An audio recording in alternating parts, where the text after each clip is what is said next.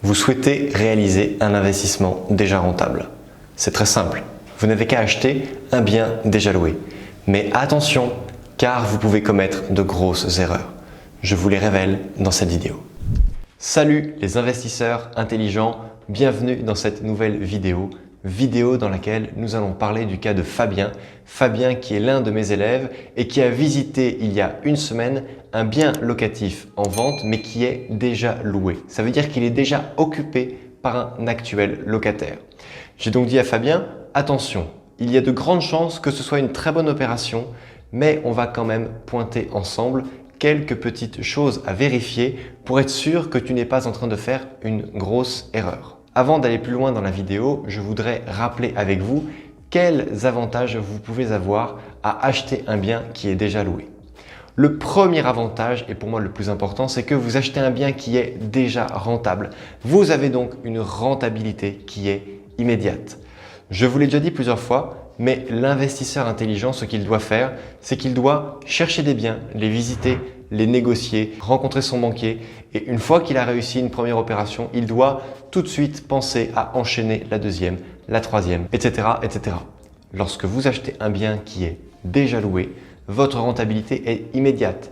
Je prends un exemple. Si le locataire en place a bien payé son loyer au premier du mois et que vous signez l'acte authentique d'achat qui va vous rendre heureux propriétaire de ce premier investissement, eh bien, vous allez toucher au prorata les 15 jours de loyer qui vous reviennent puisque vous êtes dorénavant au 15 du mois le nouveau propriétaire.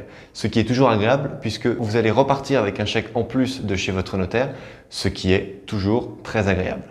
Deuxième avantage important, c'est que vous allez rassurer votre banquier. Cela veut dire que vous allez apporter à votre dossier des éléments factuels. Vous allez dire « Bonjour monsieur le banquier, je viens vous solliciter pour un crédit immobilier car je souhaite acheter ce bien qui est déjà loué. Le locataire en place est présent depuis X années, il paye tant de loyer, prenons 500 € par mois, charges comprises pour l'exemple de cette vidéo. Et vous pouvez très bien prouver en montrant des extraits de compte bancaire, de relevé de compte de l'actuel propriétaire que votre locataire est bel et bien régulier, ce qui va très fortement rassurer votre banquier.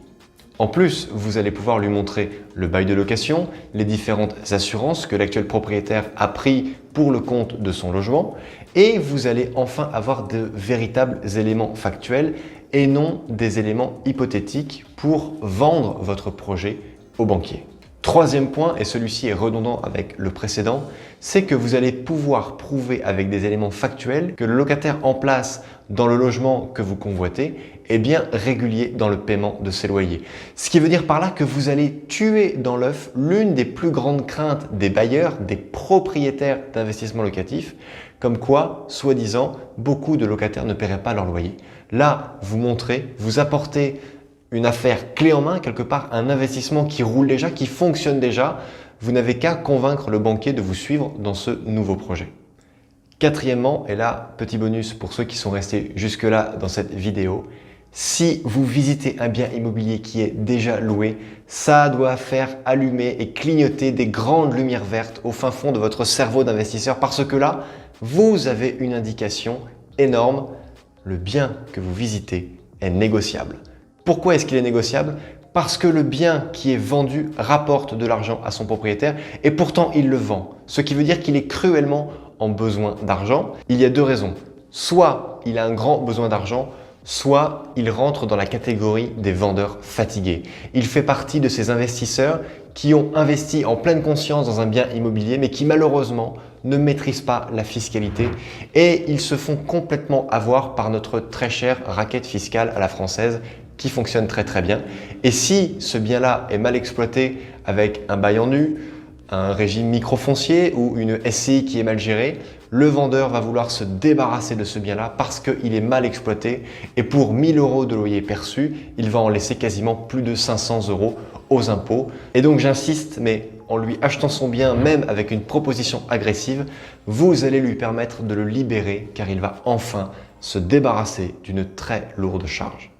Cinquième point, directement issu de mon expérience, je me suis retrouvé face à un propriétaire peu scrupuleux qui voulait vendre son bien qui était loué et il m'a donné les quittances de loyer de son locataire. Une quittance est un document qui est très facilement falsifiable. Ce qui veut dire que c'est simplement une feuille A4 sur laquelle on écrit qu'on a bien reçu telle somme d'argent pour tel loyer en provenance de telle personne dans tel logement et signé. Vous n'avez aucune preuve avec une quittance de loyer que de l'argent a bien été viré ou reçu d'un compte bancaire à un autre bancaire. Vous devez donc faire très attention à ça et à ne surtout pas vous appuyer sur une quittance de loyer.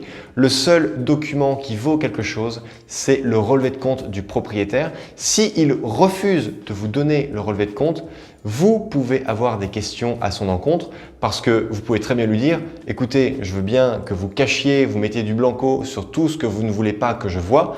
En revanche, il est important pour que je puisse obtenir mon crédit et que je puisse convaincre mon banquier qu'on voit sur votre document que l'argent arrive bien régulièrement avec un montant constant et à des dates régulières. Ce document a une immense valeur aux yeux de votre banquier et va donc directement servir la réussite de votre projet. Chers amis, cette vidéo est maintenant terminée. Je vous remercie du fond du cœur de l'avoir suivie en totalité. Vous pouvez la commenter, la liker, la partager, vous abonner à la chaîne si bien sûr ça n'est pas déjà fait. En attendant, n'oubliez pas, crise ou pas crise, on fait la route ensemble. Ciao!